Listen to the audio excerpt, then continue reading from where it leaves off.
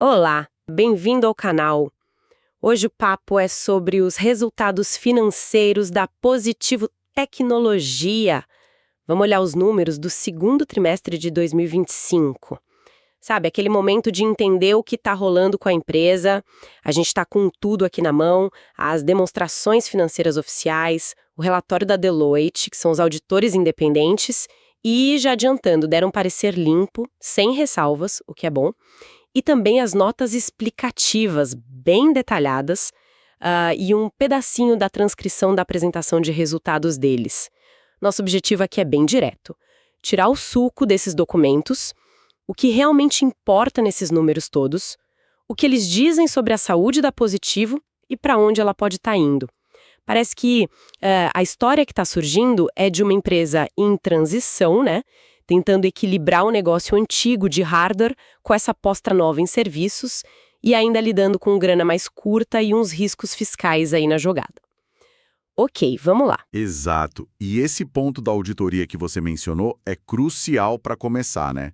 A Deloitte fez a revisão das informações intermediárias e basicamente disse: olha, não vimos nada aqui que diga que isso não foi feito direitinho, seguindo as normas contábeis, tipo o CPC 21, IAS 34 e as regras da CVM, nossa xerife do mercado de capitais. Isso dá uma segurança para a gente analisar os números, né? Perfeito. Confiança é a base. Então, começando pelo lado bom da história. O que chamou a sua atenção de positivo nesses resultados? Olha, apesar do semestre inteiro, o consolidado ter tido uma receita líquida menor que em 2024, a gente está falando de 1,55 bilhão agora, contra 1,82 bilhão lá atrás, se a gente olha só para o segundo trimestre isolado, teve crescimento sim.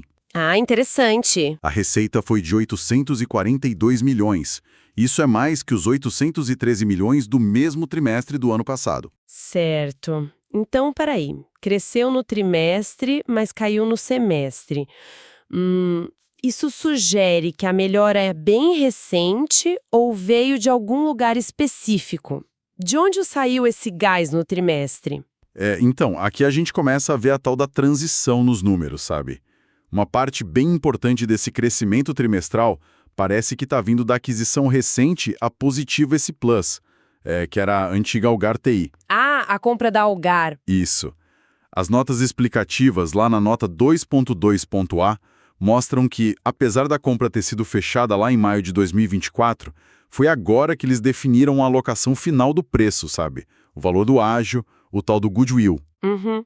E esse ágio, que ficou em 111,8 milhões, representa justamente a expectativa de que essa nova área traga bons resultados no futuro, as sinergias. Ou seja, a expectativa de lucro futuro já está lá registrada no balanço. Mas e na prática, no dia a dia? Já está pingando receita dessa nova área? Tá sim, e bastante.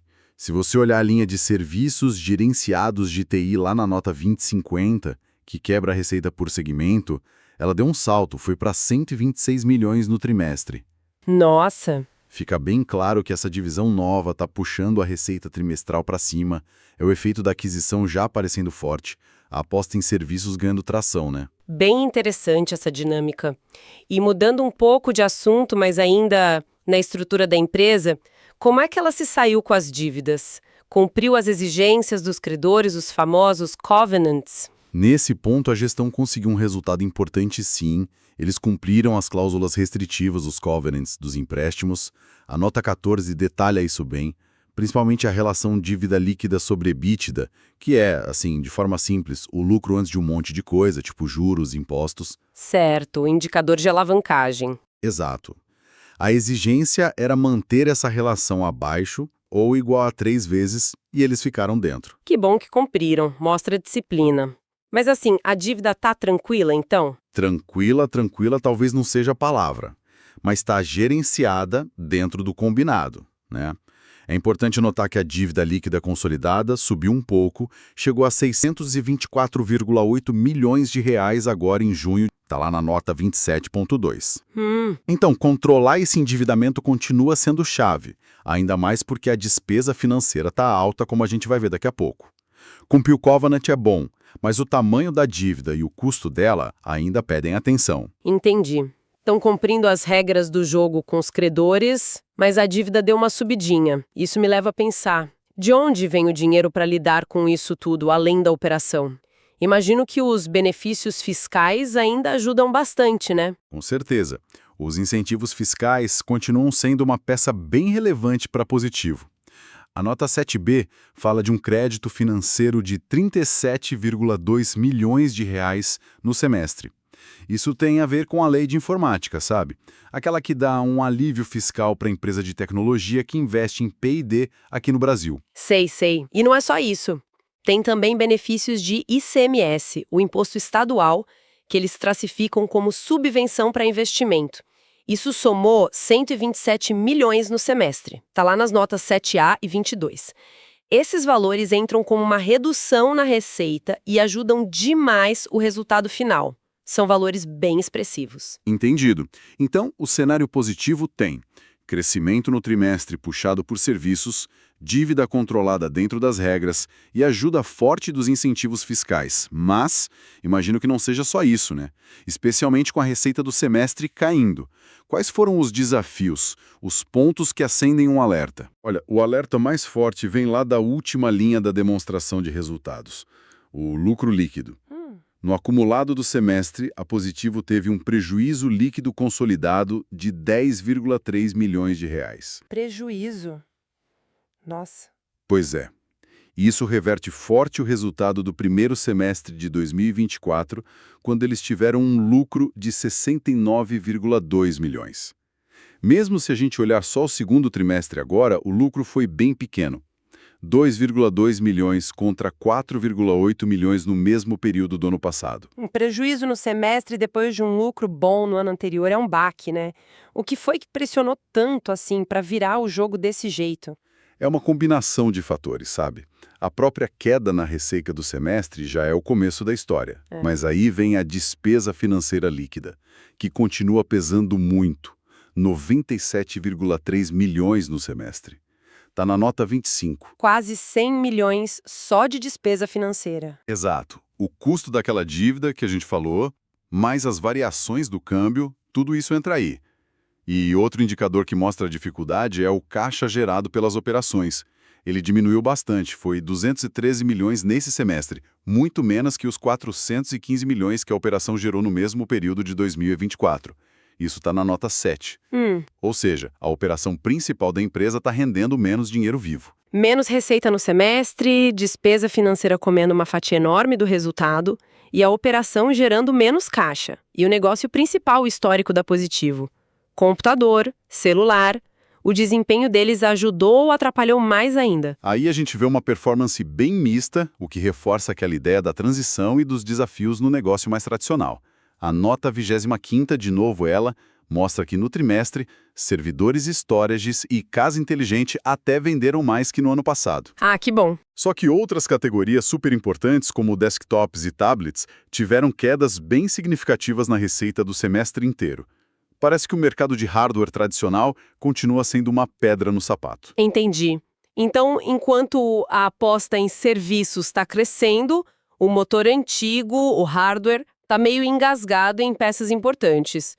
Tem mais algum ponto que chama a atenção para a gente ficar de olho? Sim, tem 2 pontos que eu acho que vale destacar. O primeiro é a concentração de receita. A nota 25C mostra uma coisa curiosa. Só 5 clientes responderam por 24% da receita líquida no semestre. 5 clientes para quase 1/4 da receita? Uau! É quase 1/4 vindo de um grupo bem pequeno. Isso significa uma dependência grande, né? É um risco. Se um desses clientes grandes tiver problema ou reduzir compra, o impacto pode ser forte. Faz sentido. Qualquer soluço em um deles já abala a estrutura. E qual o segundo ponto? O segundo é uma provisão bem gorda para riscos tributários. A principal delas, que está na nota 20A, é uma briga sobre imposto de importação lá na Zona Franca de Manaus. Zona Franca, onde eles têm fábrica, né? Exatamente. Aquela área com imposto diferente, onde a Positivo tem operação relevante. Essa discussão específica é classificada pela empresa como uma perda provável. Perda provável? E quanto dinheiro está em jogo nessa história? O valor atualizado dessa provisão é de 153,9 milhões de reais. Nossa, isso é muito dinheiro. Se a decisão for contra a empresa, o estrago no balanço e no resultado pode ser grande. É um risco fiscal para anotar com caneta vermelha. Exatamente. E essa é só a principal, viu? Somando todas as provisões para riscos tributários, trabalhistas, cíveis, chega perto de 394 milhões de reais, como está nas notas 15 e 20. Mostra que essa gestão de processos e contingências é um tema bem quente para eles. Falando em balanço e riscos, como é que fica a foto geral da empresa no fim de junho de 2025? Olhando os ativos, os passivos, o que mais salta aos olhos, pensando nesses desafios e na estratégia que eles estão seguindo? Bom, olhando os ativos, eles fecharam o semestre com 675 milhões em caixa e equivalentes. As contas a receber de clientes estão em 762 milhões mais, olha só. Já tem uma provisão para calote para perdas esperadas de 117 milhões, está na nota 5. Isso indica um risco de crédito aí. Os estoques também estão altos, 1 bilhão. E também tem uma provisão gordinha de 129 milhões para perda para produto encalhado ou obsoleto. Isso está na nota 6. Estoque e contas a receber altos e com provisão alta junto. Isso pode indicar dificuldade em fazer o estoque girar ou em receber dos clientes, né? Pode apertar o caixa lá na frente. Pode sim. Outro ativo que é gigante e super importante é o de impostos a recuperar. 787 milhões de reais. Está na nota 7. Quase 800 milhões em imposto para receber de volta. É isso. Inclui crédito de ICMS, PIS/COFINS, que são aqueles tributos federais sobre a receita, e também o crédito da lei de informática. A grande questão aqui é quanto tempo vai levar e se eles vão conseguir transformar tudo isso em dinheiro no caixa. Não é automático, depende de processo, de burocracia. Entendi. É um dinheiro preso ali no balanço, por enquanto. Exato. E para fechar os ativos, o intangível cresceu para 374 milhões de reais, que é basicamente o reflexo do ágio das compras, como a da Positivo S Plusat. No lado do passivo, a gente já falou da dívida total de 1,28 bilhão e das provisões de quase 400 milhões. O patrimônio líquido fechou em 1,61 bilhão. Certo. Então, vamos juntar as peças. Temos a aposta clara em serviços, via Positivo S Plus, e começando a dar resultado na receita do trimestre, mas o semestre ainda fechou no vermelho, com custo financeiro alto e o hardware tradicional patinando em algumas áreas. A dívida está controlada pelas regras dos credores, mas subiu um pouco, e temos riscos grandes, concentração de clientes, aquela contingência fiscal enorme, e a dependência de conseguir receber quase 800 milhões em créditos de impostos. Com tudo isso na mesa, o que dá para esperar da Positivo para os próximos trimestres? Olha, a gestão está sinalizando bem claro onde está o foco, né? Aquele trechinho da transcrição da apresentação que a gente comentou é muito direto. A expectativa deles é de crescimento para o segundo semestre da Positivo S Plus. Bem claro. Isso confirma que integrar e expandir essa área de serviços é a prioridade máxima. A estratégia é essa: usar Positivo S Plus para puxar o crescimento e diversificar o negócio. Mas será que essa aposta em serviços vai ser suficiente? E vai ser rápida o bastante para compensar as dificuldades do hardware e esse peso financeiro todo que a empresa carrega? Essa é a pergunta de R$1 milhão para os próximos trimestres, né? Vai ser fundamental acompanhar se a empresa consegue sair do prejuízo acumulado e voltar a ter lucro de forma mais consistente. Para isso acontecer, precisa de uma combinação de coisas. Tem que conseguir alguma melhora nas vendas de hardware, tem que segurar firme os custos e as despesas operacionais e, talvez o mais difícil, tem que dar um jeito nas despesas financeiras, seja renegociando dívida, buscando dinheiro mais barato. A capacidade de continuar cumprindo os covenants vai ser colocada à prova. E, claro, conseguir transformar aqueles 787 milhões em créditos fiscais em dinheiro vivo vai ser vital para o caixa. E os riscos não sumiram, imagino. De jeito nenhum. O risco daquela briga fiscal de 154 milhões do imposto de importação lá da Zona Franca continua sendo mais óbvio e precisa ser acompanhado de perto. Uma decisão ruim ali seria um golpe forte. Além disso, a dependência dos benefícios fiscais continua, né? Qualquer mudança na lei pode impactar a rentabilidade. E as condições gerais do mercado de eletrônicos, tanto para o consumidor quanto para as vendas para o governo, que são importantes para Positivo, vão continuar ditando o ritmo.